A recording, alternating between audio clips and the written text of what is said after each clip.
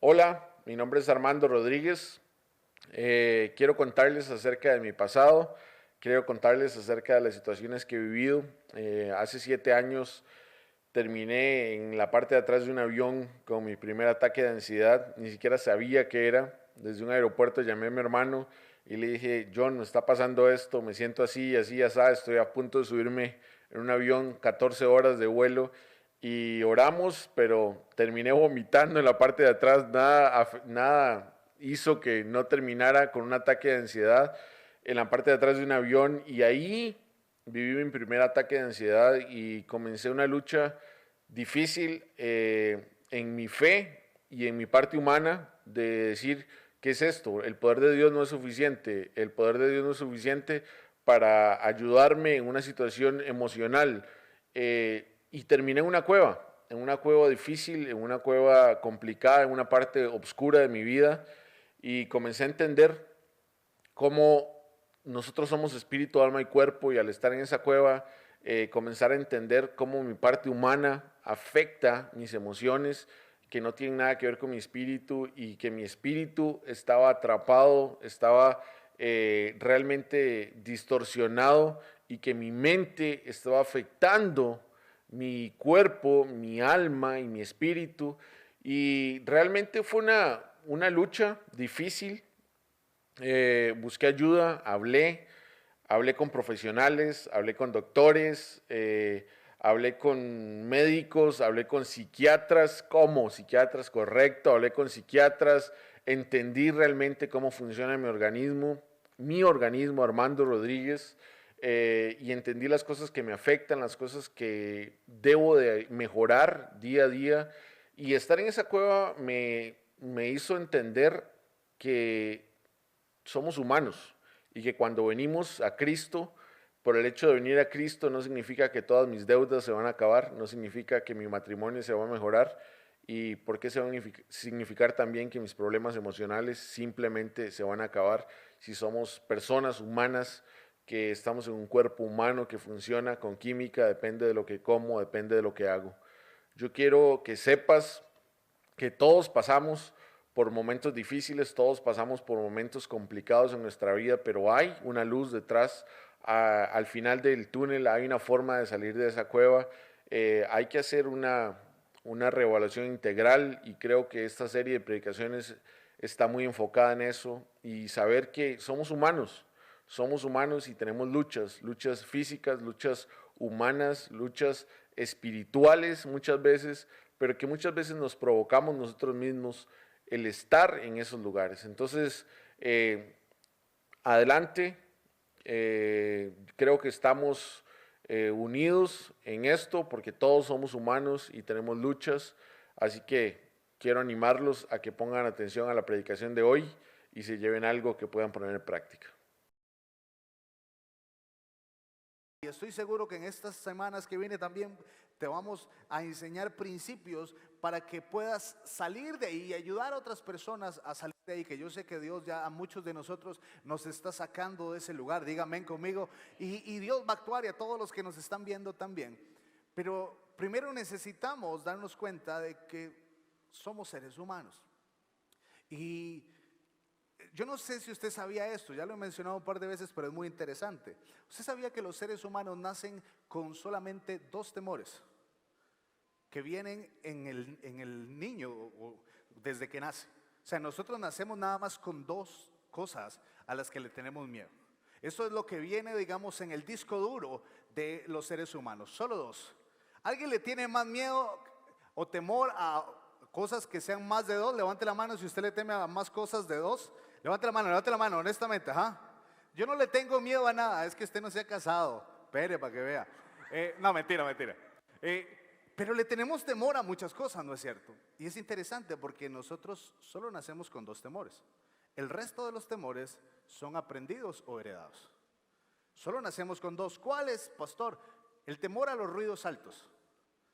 Eso es algo, ustedes lo pueden googlear, los niños nacen con ese temor a los sonidos altos. Claro, por supuesto, están ahí metidos en la pancita de la mamá, cuando salen se encuentran, es algo natural, ellos le tienen miedo a eso. Y el segundo temor que tienen todos los seres humanos cuando nacen es el temor a caerse. Solo esos dos temores son los que vienen en nuestra naturaleza humana. El resto de los temores los aprendemos a través de experiencias o a través de herencia de alguien. Casi siempre de nuestros padres o las personas que estamos más cerca. Y cuando nos damos cuenta, conforme vamos viviendo, vamos teniendo en nuestro arsenal un montón de temores que no son naturales, son temores aprendidos. Y los aprendidos, por lo menos fue algo que nosotros vivimos. El problema es que muchos de los otros temores son heredados. Nunca hemos tenido ninguna experiencia con eso, nunca nos ha pasado nada con eso, pero nos lo heredaron. Lo aprendimos de nuestros padres, lo aprendimos de nuestros hermanos, lo aprendimos de la gente que está ahí, lo trasladamos y lo hacemos como si fuera nuestro, pero no es nuestro, nos lo heredaron. Voy a ponerte un ejemplo, el miedo a las cucarachas. ¿Cuántas personas aquí le tienen miedo a las cucarachas? Levante la mano. Voy a orar por ustedes. No, hay gente que le tiene miedo a las cucarachas. Ok, hay personas que han tenido algo con uno de estos bichos. Les ha pasado algo. Típico que están durmiendo y la cucaracha vuela. O si no, le camina por algún lado. Entonces, yo digo, cuando un temor viene de algo así, no le estoy diciendo que esté bien, porque una cucaracha no te puede hacer nada. Yo sé que es fea, asquerosa, pero no te puede hacer nada. O sea, usted tiene más poder, diga conmigo, yo tengo más poder y tengo el Espíritu Santo conmigo y yo si le puedo ganar el diablo, ¿cómo no le voy a ganar una cucaracha? Pero por lo menos tuviste alguna experiencia, porque a mí me pasó también con un perro. Cuando yo tenía como 18, no mentira, como 22 años, un pastor alemán me mordió, entre pastores quedó el asunto, y en serio, él estaba como, era de mi papá y mi mamá, lo envenenaron. Yo fui a ver, mi mamá me dijo que fuera para ver qué tenía el perro, pero el perro estaba envenenado y ya había perdido como la visión. Y cuando yo me fui a buscar al veterinario, en la veterinaria había unos perritos pequeñitos y yo me puse a tocarlos. Cuando yo llegué, el perro no veía, solo olía y me olió a perro. Y se me tiró encima a morderme el cuello. Entonces yo metí mi mano, después les puedo enseñar las cicatrices, las cosas, para que no era un pastor alemán así enorme. Y me lo tuvieron que quitar porque el perro en serio me estaba atacando. Yo me desmayé, fue todo un drama. Después eso es para otra predicación. Entonces, ¿a qué voy? Después, yo los perros los quiero mucho de lejos. A mí los perritos, en la casa tenemos dos, son chiquititos, pero ya de tal medida en adelante, ya yo no me gusta ni acercarme ni nada. ¿Por qué? Porque es un temor de una experiencia que tuve que me creó ese temor. Vuelvo a las cucarachas. Lo que pasa cuando es un temor heredado es que no me pasó nada. Voy a poner el ejemplo en mi casa. La pastora no le gustan las cucarachas, les tiene temor. No sé si le ha pasado algo en sí, pero ella le tiene mucho temor. Mis hijas, específicamente Briana, también ya tiene ese temor, pero a Briana nunca le pasó nada. Simple y sencillamente fue una herencia de Adriana. ¿Por qué? Porque a la hora de que ella veía esos bichos y ella gritaba y hacía todas las cosas que se hacen cuando usted ve eso, Briana también lo aprendió. Y cuando me di cuenta, Briana estaba haciendo lo mismo que la mamá. Y yo, mi amor, ¿pero por qué le tiene miedo? Ah, no la quiero ver. ¿Pero por qué? ¿Qué te hizo? No la quiero ver. Es que no, mátela, apártela. ¿Pero por qué? No, es simplemente una herencia. Es algo que no vivió, sino que heredó. Y esos temores son muy peligrosos porque nosotros no tenemos conciencia realmente de qué son. Y muchos de esos temores no son reales. Son simplemente una herencia que nos dejaron nuestros padres o la gente que amamos. Escuche esto y quiero decir esto para entrar al tema. ¿Cuántos aquí son padres o quieren serlo? Levante la mano. Nosotros vivimos en un tiempo donde siempre nos enseñaron a dejarle herencia a nuestros hijos. Y muchos padres sueñan con dejarle una herencia a sus hijos, dejarles una casa, un trabajo, algo para poder ayudarlos. Yo sueño con algún momento tener para decirle, tome, aquí está, construya su casa, empiece bien a mis hijas, dejarles algo. Por lo menos es un sueño mío como padre, y sé que muchos padres, levanta la mano, tienen ese sueño de ayudar a sus hijos. Pero muchas veces nos centramos en nosotros dejar una herencia y no dejarle un legado a nuestros hijos. Y hay una diferencia entre herencia y legado. La herencia es lo que tú le das a tu hijo. El legado es lo que tú dejas en tu hijo.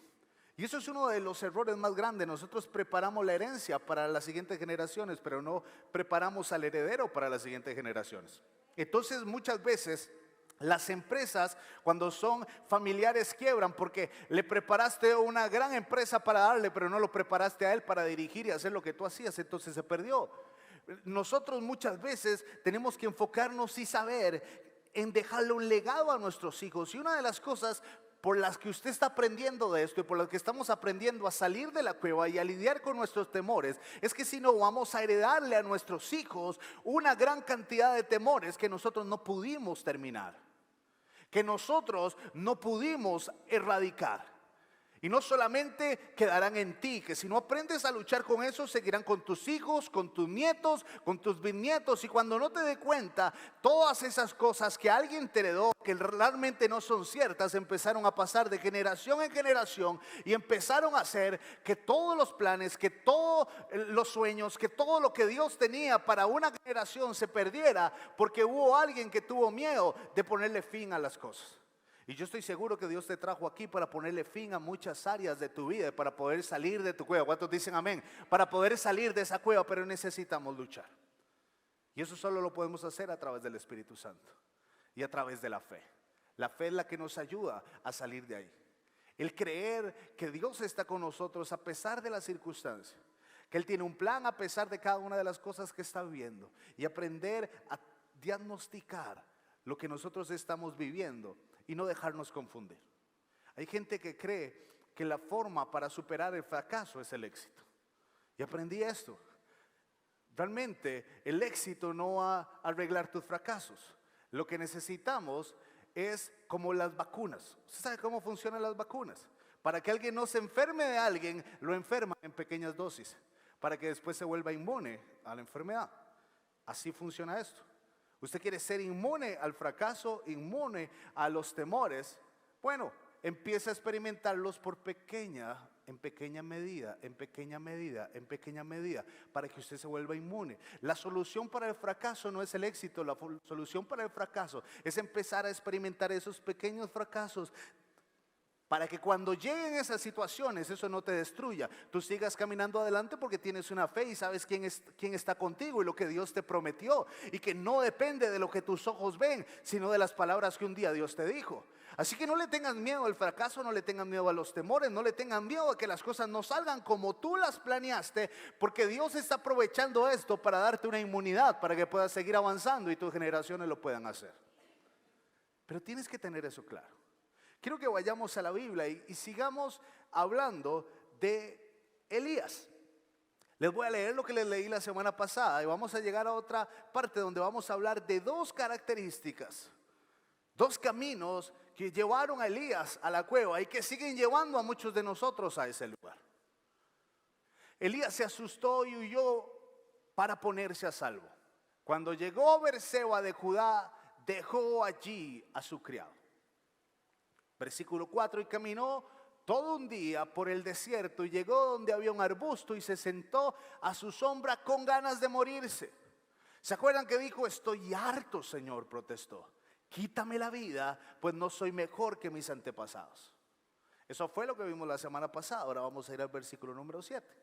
Dice, el ángel del Señor regresó y tocándolo le dijo, levántate y come, porque te espera un largo viaje. Mueva el que está a la par suya y diga, agarre fuerzas, porque le queda un largo viaje. Porque Dios no ha terminado con usted, Dios no ha terminado con su familia, Dios no ha terminado con sus promesas. Nos queda un largo viaje. Y aunque muchas veces nos sentimos golpeados, aunque muchas veces nos sentimos cansados, tranquilo, porque esto está empezando. Lo que Dios prometió, Él lo va a cumplir. Y Él va a caminar con nosotros, Él va a estar contigo. Y eso fue lo que le dijo el ángel a Elías: hey, levántate y comienza a caminar, te queda un largo viaje. Vea lo que dice el versículo 8. Elías se levantó, comió y bebió. Una vez fortalecido por aquella comida, viajó 40 días y 40 noches hasta llegar a Horeb, el monte de Dios. Y allí pasó la noche en una cueva. Esta frase, viajó 40 días y 40 noches, es lo que quiero que le saquemos hoy, estos principios. Porque el viaje de Elías no fue corto. El viaje de Elías duró 40 días y 40 noches. La Biblia, cuando menciona la palabra 40 y cuando habla de 40 días, siempre tiene un significado especial, tiene un significado de cambio, un significado de transformación. En muchas cosas está, usted lo puede buscar, casi siempre aparece eso: 40 años en el desierto, duró 40 días Jesús cuando estaba ayunando. Se habla de ese número 40, es un poder para un cambio. Puede ser positivo, puede ser negativo, pero habla de eso. Lo que este hombre pasó en 40 días no fue algo positivo. Pero quiero que vayamos a esto para que veamos el tercer principio. El que vimos la semana pasada fue el desbalance. Necesitamos tener balance. Diga conmigo: necesito tener balance. Y número 2, la comparación. Son dos caminos que nos llevan a vivir en una cueva. Hoy les quiero enseñar del tercero. Y basado en este tercero fue que le puse nombre a la enseñanza. Primero le voy a explicar para que después usted pueda entender el nombre de la enseñanza. 40 días y 40 noches caminó este hombre, lleno de problemas y de pensamientos, porque la mayoría de nosotros somos atacados por los pensamientos. ¿Por qué? Porque es la única forma en que Satanás tiene para entrar a nuestra vida. Él lanza un pensamiento, nosotros lo tomamos, y cuando tomamos el pensamiento, ¿qué tendemos a hacer? Cuando viene una idea errónea, cuando viene algo como le llegó a Elías, que esta mujer le dijo: te voy a matar, Elías, aunque te escondas te voy a matar, voy a terminar con tu vida. Este hombre la creyó y llegó un pensamiento a su mente. ¿Y qué hizo él con ese pensamiento? Se huyó, pero huyó durante 40 días y 40 noches sin nadie.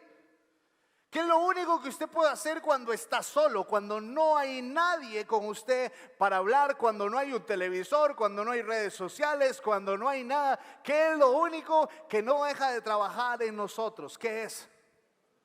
La mente.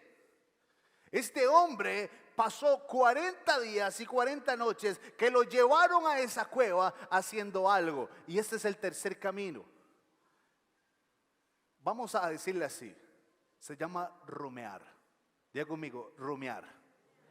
¿Qué es rumiar? Rumiar es lo que hacen las vacas. Y por eso la enseñanza hoy se llama como las vacas. Sí, perdón, pero así la puse para que se acuerde. La tercer cosa, el tercer camino es que nosotros nos comportamos como las vacas. Porque nosotros empezamos a rumiar. Rumiar es lo que hace una vaca. Una vaca no tiene el mismo sistema digestivo que nosotros. Es más, creo que son 4 estómagos. Entonces las vacas lo que hacen es comer. Llegan, agarran zacate y comienzan a comer, a comer, a comer, a comer, a comer, a comer, a comer. Y comen todo lo que puedan sin parar. No lo mastican mucho, nada más lo echan y lo echan y lo echan y lo echan. Y después comienzan ese proceso de rumiar.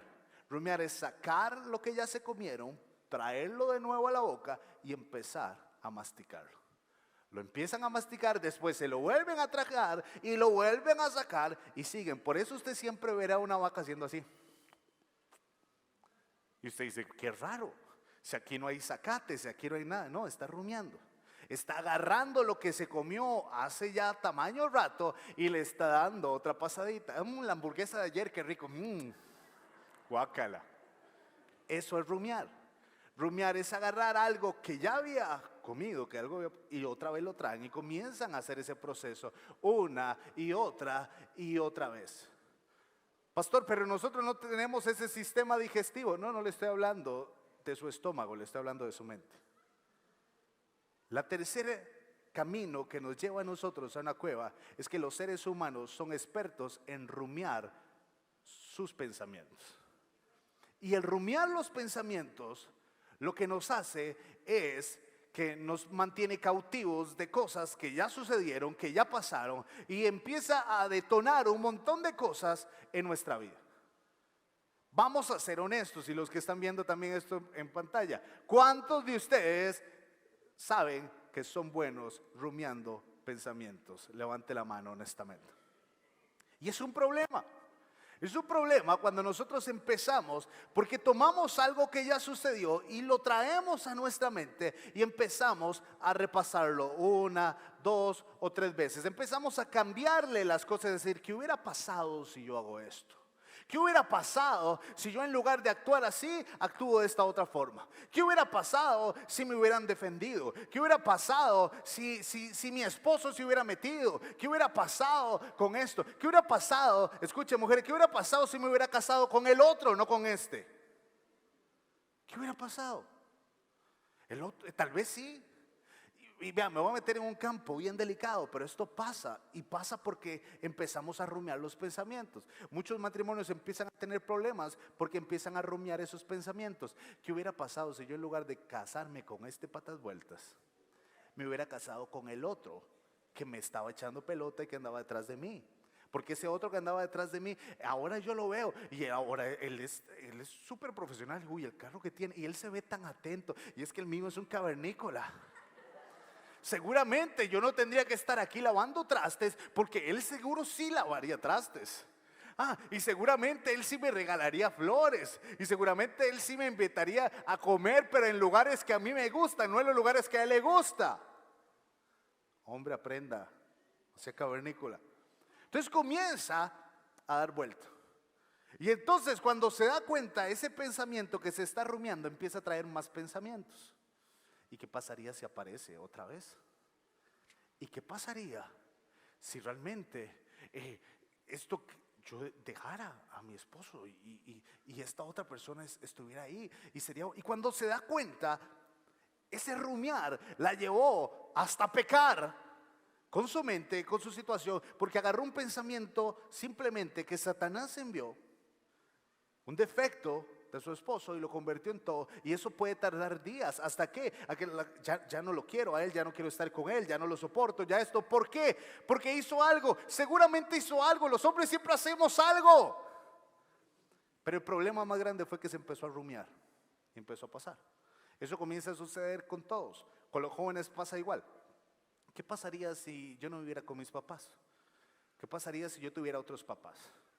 Porque es que usted, pastor, usted no conoce a mi mamá. Mi mamá, es que mi mamá es como una policía.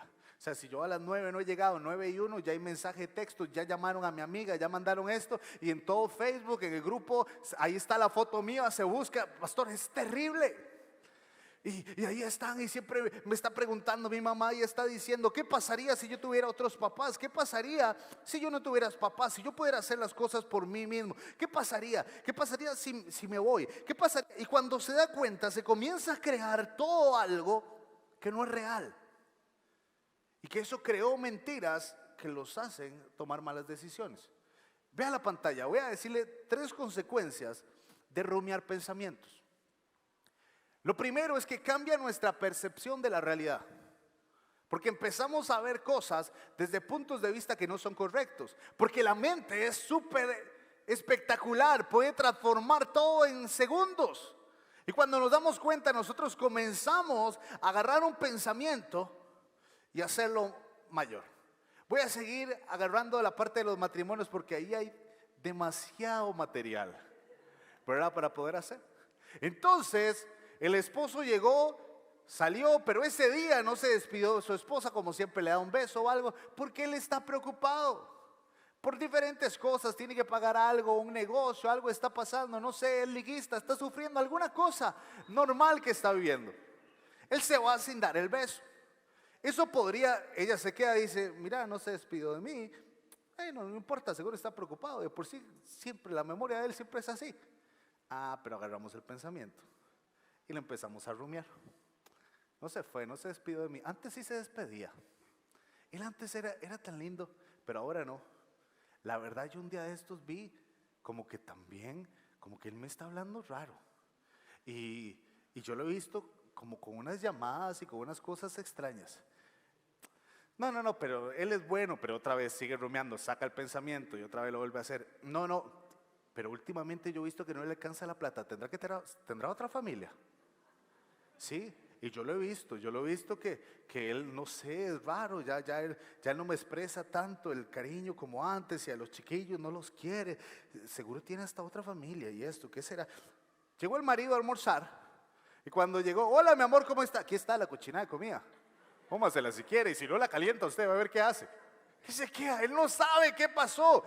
El rumiar el pensamiento cambió la circunstancia, cambió la percepción de la realidad y cuando nos dimos cuenta nos inventamos algo que no es real. Pero lo hicimos. Y terminamos metidos en la cueva, terminamos metidos en una cueva.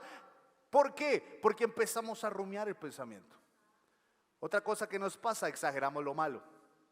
El rumiar un pensamiento empieza a exagerar lo malo. ¿Por qué? Porque es pensar en lo mismo. Y ahora sí, y me pasó tal cosa. Y esto no se va a quitar. Y esto va a seguir igual. Y vea, y ahora yo siempre tenía más dinero y me sobraba en la quincena más dinero. Pero ahora con lo que subió la gasolina ya no me sobra tanto. Y lo peor es que esto va a seguir peor. Y usted sigue con el pensamiento. Y lo peor es... Che, yo no sé, y si la gasolina, y si sube esto, la verdad es que, y nosotros teníamos el plan de cambiar esto en la casa, no, yo creo que no lo vamos a poder cambiar, no, la verdad, y cuando llegó usted y se dio cuenta, usted está llorando y usted está deprimida y usted está metido en un cuarto y usted está viendo a ver cómo va a pedir un préstamo en otro lugar. ¿Por qué? Porque usted en su mente exageró lo malo que estaba pasando. Porque escúcheme, nosotros... tenemos un problema los seres humanos, no rumiamos los buenos pensamientos, somos expertos en rumiar los malos. Si así fuéramos para rumiar los buenos pensamientos sería otra cosa. No, pero lo que nos encanta es lo malo. Es tomar lo malo, la situación. Esas son las conversaciones. Cuando usted va a cualquier lugar público, cuando usted va, ¿de qué se está hablando? De lo malo. Rumiando lo malo, hablando de lo malo. Y ahora como está el costo de la vida y esto que está pasando y ahora los accidentes y ahora las carreteras y con estas lluvias y esto es lo que va a pasar. Y cuando nos damos cuenta estamos rumiando lo malo. Cosas que pasaron hace años y las sacamos otra vez.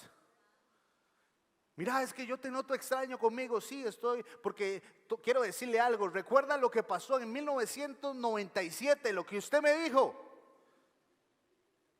Pero yo tenía 5 años, pero usted me lo dijo. No, te digo en serio.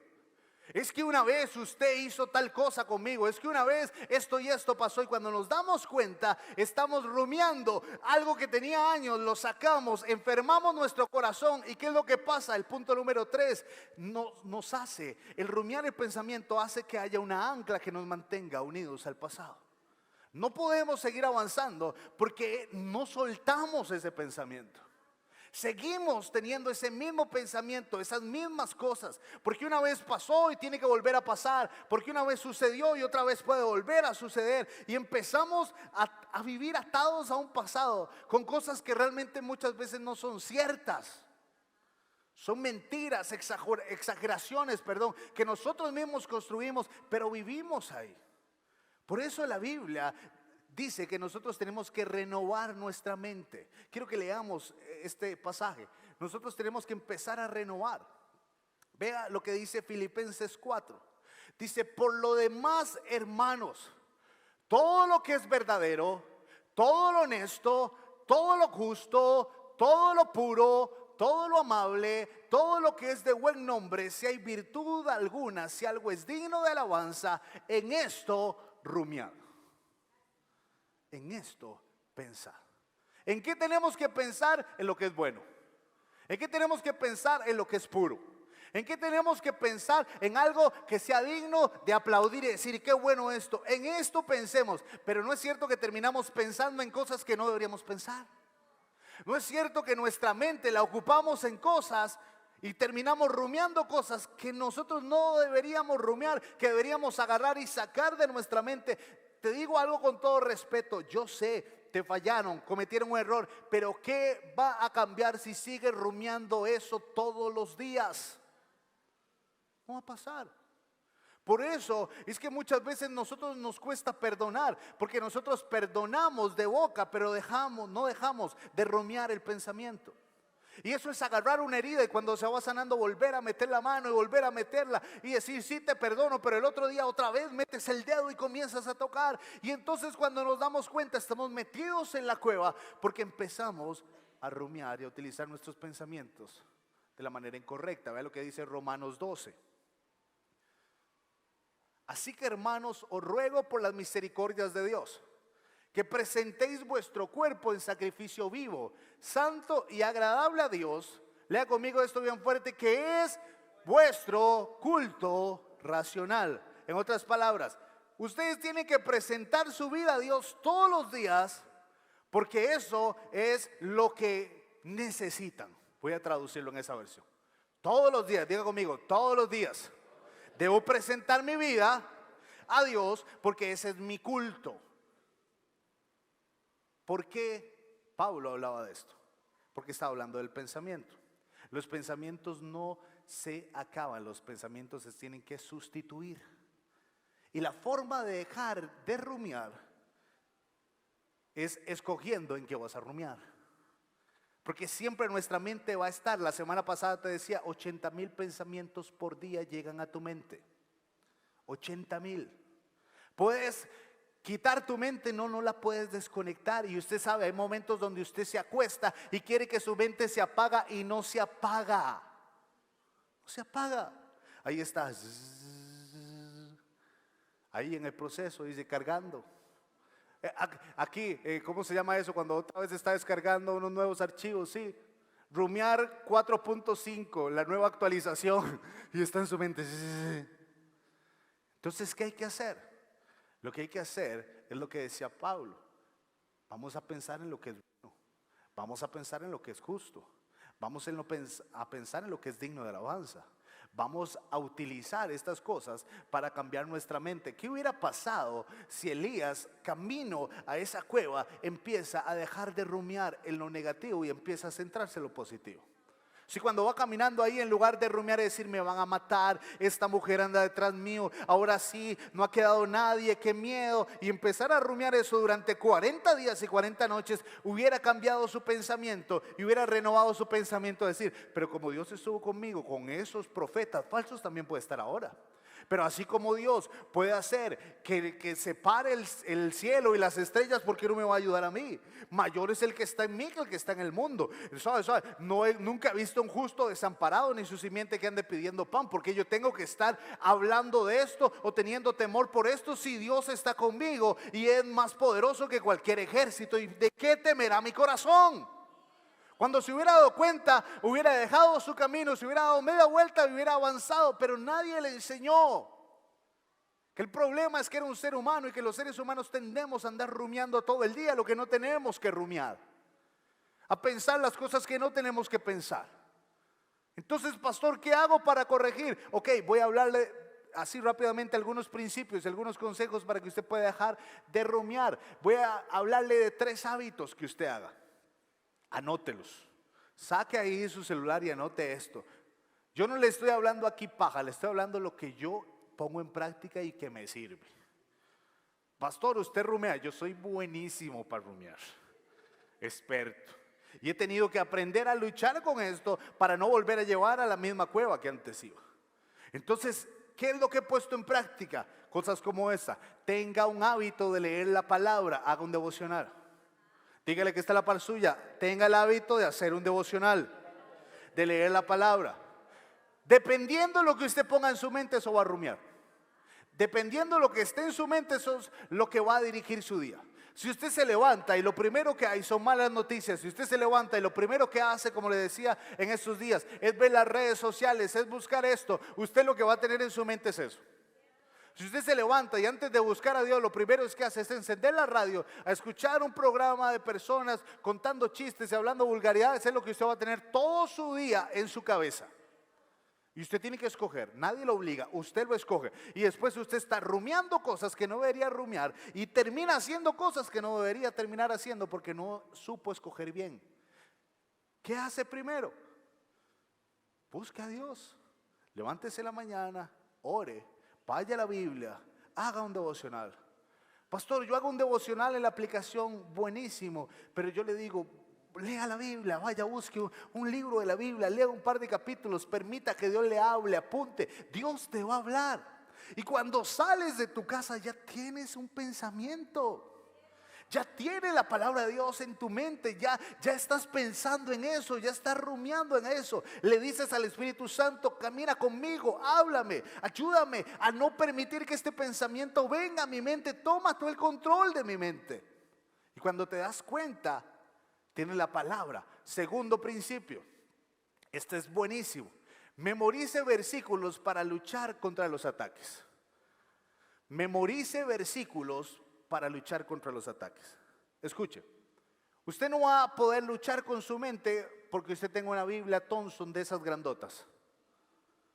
Satanás no se va así, no se va a bibliazos, no se va de una casa, con todo respeto digo esto, porque usted tiene una Biblia abierta en cierto capítulo o en cierto lugar. Satanás no le tiene miedo a la Biblia escrita, se la sabe de memoria. Le tiene miedo a que usted viva la palabra. A eso es que le tiene miedo. Le tiene miedo aunque usted la crea. Qué lindo que usted tiene un cuadro enorme en su casa donde dice unos versículos bíblicos. Eso está genial y lindísimo, que te recuerdes la palabra. Pero si no la vives, si no la crees, nada va a pasar. Entonces, ¿qué necesito hacer? Memorizar la palabra. Por eso dice, ata la palabra. Escríbela en tablas, átala. Póntela como pulseras, que la puedas leer, que la puedas creer. Que entonces cuando viene Satanás a decirle, no vas a poder, la situación está muy difícil, no vas a poder. ¿Qué tiene que salir de tu corazón? La palabra de Dios que te sabes. ¿Qué? ¿Cómo era? ¿Cómo era que decía el pastor? Sí, era diablo, chu. No tienes que usar la palabra. Porque nunca he visto justo desamparado, ni su simiente pidiendo pan. Es que estoy en medio de un problema y me siento mal. Saca la palabra, porque todas las cosas obran para bien a los que aman a Dios, a los que conforme a un propósito han sido escogidos. Esa palabra es la que te sostiene y hace que el proceso de rumiar y un mal pensamiento se termine. Pero si no te sabes la palabra, no va a pasar. Necesitas aprender versículos que van a volverse el escudo para que no puedas, para que esos pensamientos choquen con una pared. Los hijos de Dios necesitamos aprendernos la Biblia. ¿Cómo lo podemos hacer? Paso a paso. Agarra un versículo, apréndase un versículo por semana. 2, usted es muy inteligente, 2.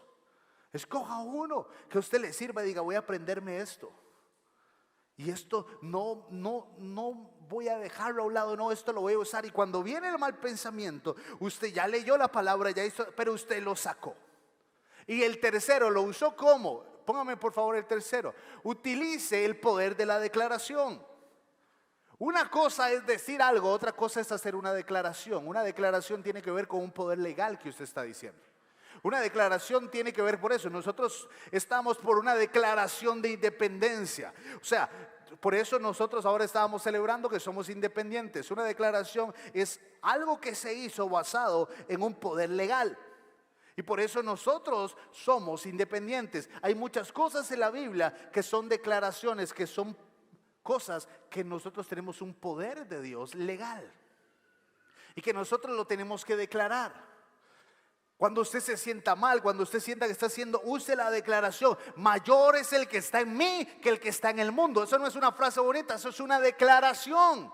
Eso es una confesión de una realidad, de una verdad que usted le está diciendo al enemigo: hey, conmigo no vas a poder, porque es mayor el que está conmigo que el que está en el mundo, que eres tú. No, ahí es donde usted tiene que hablar y donde usted tiene que decir: suave, Satanás, tú no vas a venir a tratar de dañarme con temor de traer estos pensamientos. ¿Por qué? Porque Él es mi Padre y Él está conmigo. Y Él camina conmigo y Él reprende por mí al devorador y Él me guarda y Él prometido enviar sus ángeles a cuidarme. Y lo que Dios promete Él lo cumple. Así que usted saca la palabra y la expresa. Cuando te das cuenta, estás usando la palabra para salir de esa cueva. Pero a nosotros no nos gusta eso. ¿Qué es lo que nos gusta? Con todo respeto, lo fácil. ¿Qué es lo fácil? Usted puede orar por mí. Hey, oh pastor, ore por mí. Mira, fulanito, díganle que oren por mí. Qué bueno que oren por usted, pero porque usted no ora por usted. Porque usted no actúa por usted. Siempre nos encanta que otros quieran arreglar los problemas que nosotros cometimos. No, y lo digo con todo respeto, y nos enojamos porque no sentimos el apoyo de otros, pero nosotros tan siquiera hemos dado la milla que tenemos que dar. Entonces andamos buscando que otros nos resuelvan los problemas que nosotros no hemos tenido el valor de resolver. Necesitamos tomar decisiones correctas y necesitamos luchar. Las oraciones son súper poderosas, son buenas, pero ninguna oración, escuchen lo que voy a decir, ninguna oración va a pasar por encima de un principio. ¿Cómo, pastor? Explíqueme. Hay gente que llega a orar, a decirme, pastor, ore por mí para que Dios me bendiga. Yo puedo hacer una oración, pero yo no puedo traer la bendición sobre esa persona, porque hay un decreto de Dios que dice que para yo ser bendecido tengo que hacer esto y esto y esto. Si yo no estoy haciendo lo que la Biblia dice, mi oración no está por encima del principio, porque yo le estoy pidiendo a un Dios que me va a decir, John, sí, tú eres mi hijo, pero yo no puedo hacer esto porque la Biblia dice esto y esto y esto. Por eso es que la gente se concentra en pedir, pero no se concentra en actuar. Y cuando nosotros empezamos a pedir, pero no actuamos, no vivimos nuestra vida bajo principios, nada va a pasar. Porque puede orar todo el mundo, pueden hacer una cadena de oración, pero Dios no va a pasar por un principio que Él mismo estableció. Si Él lo estableció, lo estableció. Y nosotros lo que tenemos que hacer es reconocerlo y cambiarlo. Amén. Necesitamos cambiar. No he terminado, pero ahí donde está, cierre sus ojos. Donde está, Eduardo, ¿me ayudas? Y le pedimos al Espíritu Santo que Él tome el control y que Él nos ayude a dejar estos pensamientos atrás. Lo que estoy hablando es muy serio y es muy fuerte, por eso he tratado de contar chistes y hacerlo lo más facilito posible, porque es muy duro, porque no es fácil, porque la mayoría de nosotros, ese es el camino principal que nos lleva a estar en la cueva, porque la mayoría de nosotros nos cuesta tener el valor para cerrar ese pensamiento, para dejar de rumiar esas cosas. Pero pídele a Dios que te ayude. Pídele a Dios que te ayude a vivir la palabra, a declarar la palabra. Porque mayor es el que está en ti. Porque hay promesas de Dios para ti. Dile, Dios, dame valentía. Dame valentía, Dios. Porque siempre todo empieza igual. Comienzo a pensar, rumeo el pensamiento, 1 hora, 2 horas, una noche, cuando me doy cuenta otra vez estoy metido en la cueva. Y el 80% de lo que me tiene en esa cueva no es real, yo lo inventé, Dios. Pero necesito que algo pase. Ayúdame, Dios. Ayúdame, Dios. Vuélveme a ver. 4º punto, 4º camino. Nadie le dijo a Elías que tenía que ir solo. Él lo escogió. Dios no le dijo, vete solo. No. La soledad es una elección. Muy pocas veces es el resultado de algo. Casi siempre es una elección que nosotros tomamos. Alejarnos de las personas, alejarnos de realmente quien nos puede ayudar. Elías no solamente rumió los pensamientos, sino que estuvo solo durante 40 días, porque él lo escogió. La soledad no puede ser tu elección. No escojas estar solo. No es bueno que el hombre esté solo, dice la Biblia. Lea este pasaje conmigo. Mejor son 2 que 1, porque tienen mejor paga de su trabajo. Porque si cayere en el uno, levantará a su compañero, pero ay del solo, cuando cayere, no habrá segundo que lo levante. También si dos duermen juntos, se calientan mutuamente, mas ¿cómo se calentará uno solo? Elías decidió ir solo.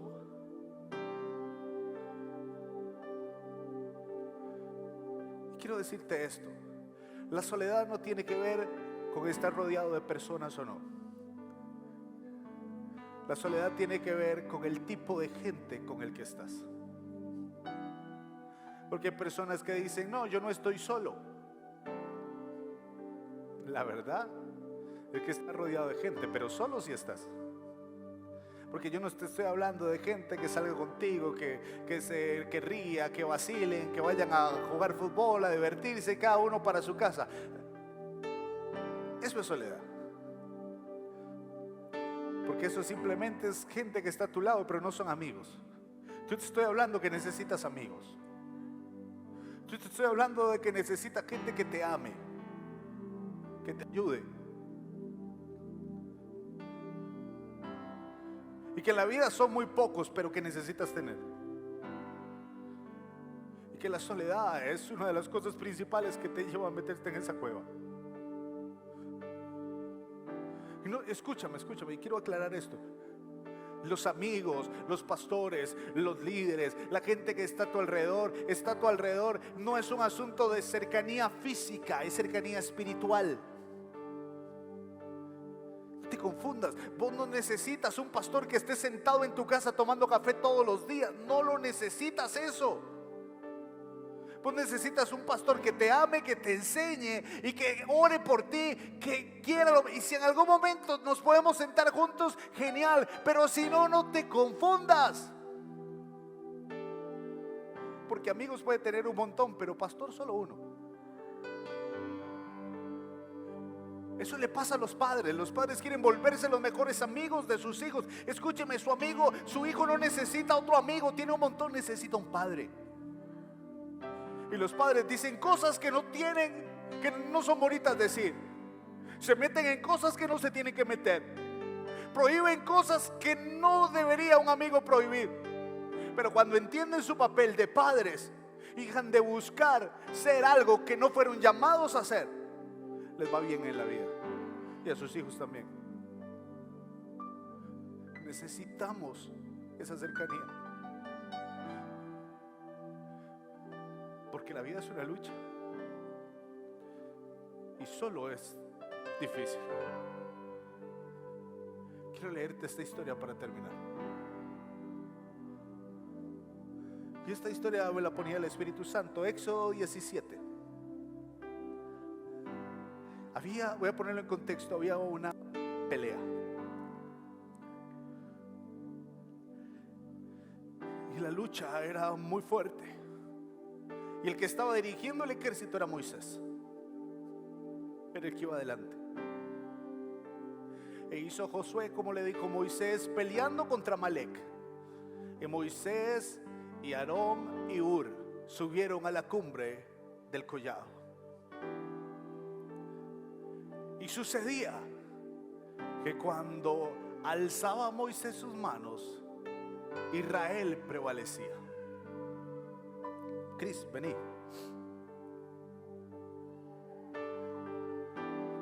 Quiero que ustedes entiendan esto, porque esto es lo que el Espíritu Santo me decía. Esto es lo que nos pasa a todos. Y por lo que muchos terminamos en la cueva. Moisés estaba dirigiendo una batalla. Él tal vez no estaba metido en la lucha todo el día, pero estaba dirigiendo una batalla. Y llevaba el peso.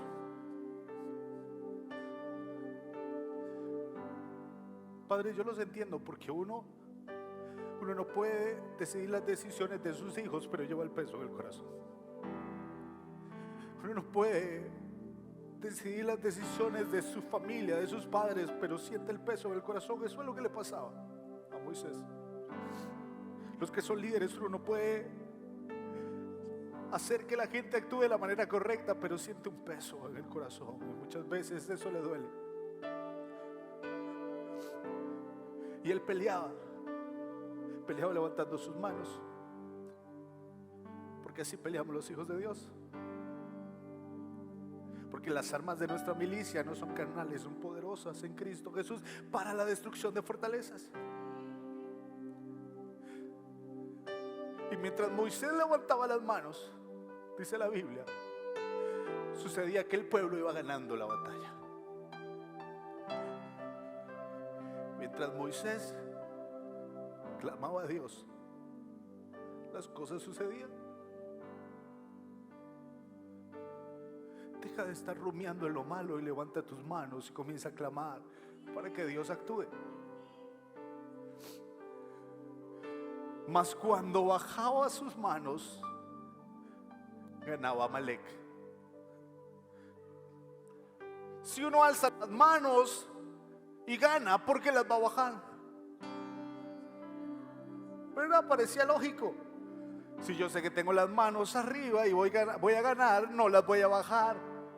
Dígale eso a un hombre que lleva horas de tener las manos levantadas y que ya la sangre no le corre por los dedos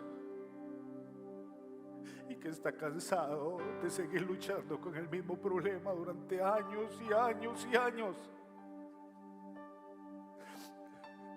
y creer que se ve la salida de un momento y otra vez vuelve a pasar lo mismo. Llega un momento donde las manos se caen.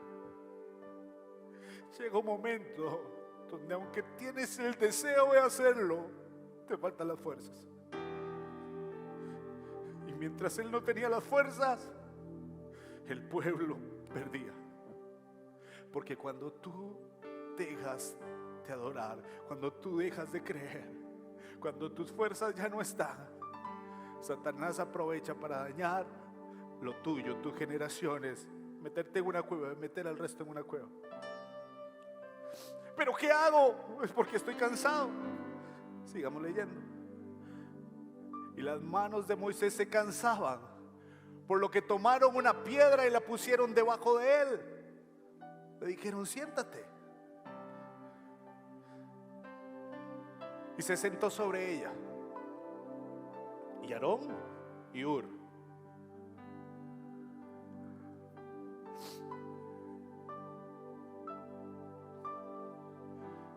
Sostenían sus manos, uno a un lado y otro a otro, y así hubo en sus manos firmeza hasta que se puso el sol. Cuando tú no puedes, necesitas gente que te ayude a poder. Cuando tú no tienes fuerza, Dios te dará a Aarón y a Hur a tu lado, que te sostenga las manos, que te digan: va a estar bien. ¿Ves por qué no puedes estar solo? Porque si todo se tratara de la fuerza que tú tienes, no llegarías lejos. Hay del solo. Pero cuando buscamos a la gente correcta, cuando caminamos con otros y alguien levanta nuestras manos y las sostiene, hay otro día para seguir luchando. Y el sol se detendrá. Y lo que tú no podías hacer solo, Dios lo hará. Aarón y Hur no llegaron mágicamente ahí. Aarón y Hur sostenían las manos de Moisés porque Moisés les había dado un lugar, porque Moisés los amaba, porque Moisés era su amigo, porque Moisés les dijo: vamos conmigo. Porque Moisés sabía que aunque era un hombre de Dios con un propósito enorme, no podía solo. Si Moisés lo entendió, ¿cómo no lo vas a entender tú? Abre tu corazón. Busca a las personas. Escúchame, termino con esto. No busques a la gente para que te sostenga las manos. Eso es una mala estrategia. Busca a la gente para sostenerles tú las manos, y después ellos lo harán por ti. Deja de estar pensando en ti y piensa en otros. Y cuando pienses en otros, ellos pensarán en ti, y tus manos se mantendrán en alto y verás la gloria de Dios. y podrás salir de esa cueva, porque las promesas de Dios permanecen para siempre. Pero no lo puedes hacer solo, nos necesitamos. Ponte de pie, gracias. Levanta tus manos ahí donde estás. Padre, yo hablé lo que tú pusiste en mi corazón.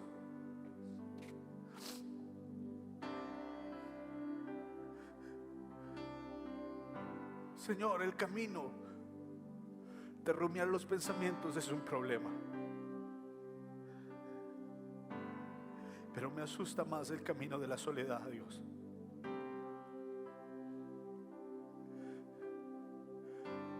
Porque uno tiene que ver, Señor, con nuestra naturaleza humana y no poder controlar nuestros pensamientos, pero el otro es una elección y tiene que ver más con orgullo que con cualquier otra cosa. Ayúdanos a erradicar esto de nuestra vida. Ayúdanos a sostener las manos a otros, a permitir que no las sostengan, Dios.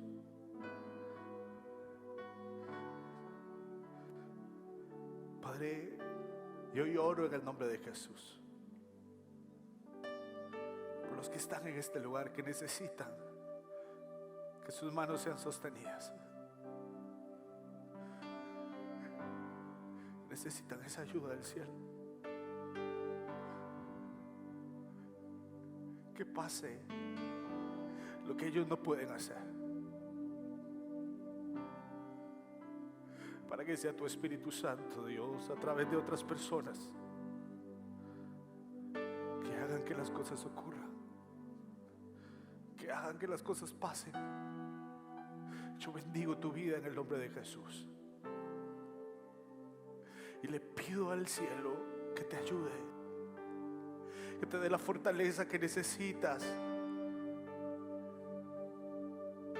que te dé el poder para salir de esa cueva. Gracias, Espíritu Santo, por ayudarnos a sostener nuestras manos en alto. Y yo me comprometo a mostrarme amigo, ayudar a otros, y que tu gracia y tu favor esté. Dios te dará la fuerza para mantenerte firme, para no desviarte, porque Él terminará el propósito en ti. Y recuerda esto, esta lucha no es solamente por ti, es por tu generación, es por tus hijos, por tu familia, porque estás cambiando el rumbo de una generación entera. Que el Señor te bendiga y te guarde, que haga resplandecer su rostro sobre ti, te dé paz, te dé gracia donde estás, te muestre que necesitas cambiar, tenga de ti misericordia, Dios, y que sea una semana de descanso, de paz, de libertad, y que el favor de Dios y la gracia de Dios caminen contigo en el nombre que es sobre todo nombre, en el nombre de Jesús. Y usted dice bien fuerte: amén, amén. Que el Señor le bendiga mucho, que tenga un fin de semana bien lindo. Cuídese. Si usted cree que esta palabra puede bendecir a alguien más, compártala en las redes sociales y nos vemos en la siguiente experiencia de fe. Que el Señor le bendiga mucho. Gracias por conectarse con nosotros una semana más.